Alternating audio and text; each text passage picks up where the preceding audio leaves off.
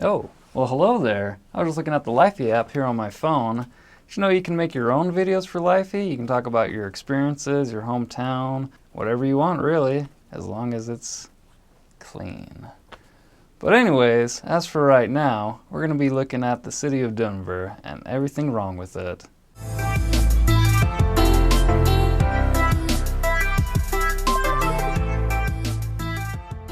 Alright, here are our top 10 cons about the city of Denver. Starting off with number 10, marijuana-related car accidents. Driving through the mile-high city, well, watch out. It's a little bit higher these days now that marijuana has been legalized. In fact, car accidents have gone up over 5% since the legalization of marijuana. And an even more shocking statistic is that the number of deaths has since doubled. Number 9, dull-looking scenery. During the winter months, the city of Denver receives a whole lot of snow, and that provides a lot of snow melt for the city in the coming months. But by the time summer rolls around, all that snow melt has been exhausted. The city becomes very brown and very dry very fast. At number 8 on our list, the perception that everybody in Denver smokes Old Mary Jane, or New Mary Jane, whatever you're into. Because Colorado was the first state to legalize marijuana, a popular stereotype of the people of Denver is that everyone and their dog smokes Mary Jane. Mile High City indeed. Contrary to that popular belief, not so many people actually smoke marijuana over in Denver. In fact, they got a lot of restrictions on it. You can't smoke it in public, you have to be at least 21 years old to purchase it. But of course, there are street vendors. All the same though, Denver it still has that bad rep of pot central. Rolling in at number 7 is sunburns.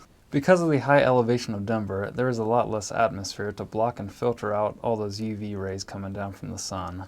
And it's not just the summertime either. During the winter, all those UV rays, they hit the white snow and they bounce up and hit you in the face, causing big sunburns on skiers. So, there's really two types of people with tan lines on their face. Construction workers during the summer and skiers during the winter. Blowing in at number 6 is the first winter storm. Although many residents of Denver have driven through many snowstorms in their day, they always seem to forget by the time the first snowstorm of the season rolls in.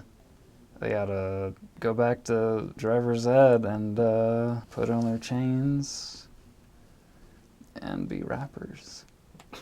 To make matters worse, the weather can change throughout the day, and so drivers have to adjust themselves. It may be snowing in the morning, it may be sunny in the afternoon, and it may be sleet in the evening. Man, woman, and child. That darn bipolar weather, which brings us to number 5 on our list. Bipolar weather. You look out the window in the morning, you see it's cold, you put on your jacket, you walk outside for your lunch break, whew, sweltering 80 degrees, what the hey. So you may think that you can dress for the day, but take a page from the Boy Scouts and be prepared for the death of the king. Lion King. Yeah, it's a song. Be prepared. Oh, there we go. Number 4 for Denver. Traffic. Like any other big city, Denver has issues with traffic. Congestion, rush hour, you name it. But the biggest issue with their traffic is the ski traffic. All the tourists and all the skiers coming into town, wanting to drive over to the ski resorts. Normally, driving to a ski resort might take maybe an hour and a half. But during ski season, oof, you're lucky if you make it there in 6. Or so they claim. Number 3 on the list, the Denver Airport. The Denver Airport is extremely busy. In fact, it ranks in the top 5 most busiest airports in the nation. The amount of people coming and going through the Denver Airport causes crowding, long lines, angry babies screaming right behind you.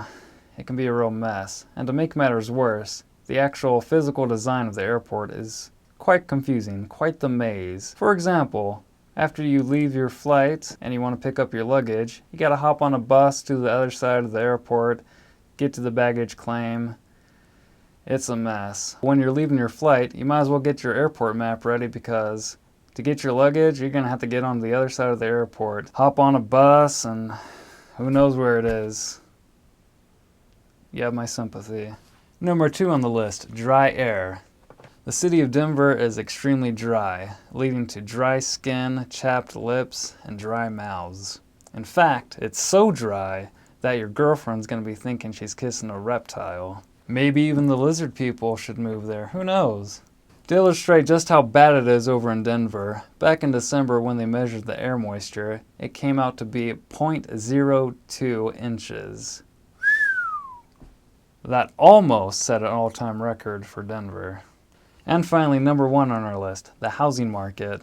In Denver, there are more than enough houses to buy, but contrary to the principles of supply and demand, these prices are quite outrageous and astronomical. The price of a typical house in Denver is actually double than the national average. And the issue is only getting worse. In fact, prices have gone up 8% since 2017. So if you're looking to buy a house in Denver, invest now, because with those increases, you'll be sure to be turning a huge profit. Hey, thanks for watching our video. Be sure to leave us some comments down below and give us a like. And if you haven't already, be sure to subscribe to our channel. There's plenty more where this came from. And don't forget about the Lifey app that I mentioned at the top of the video.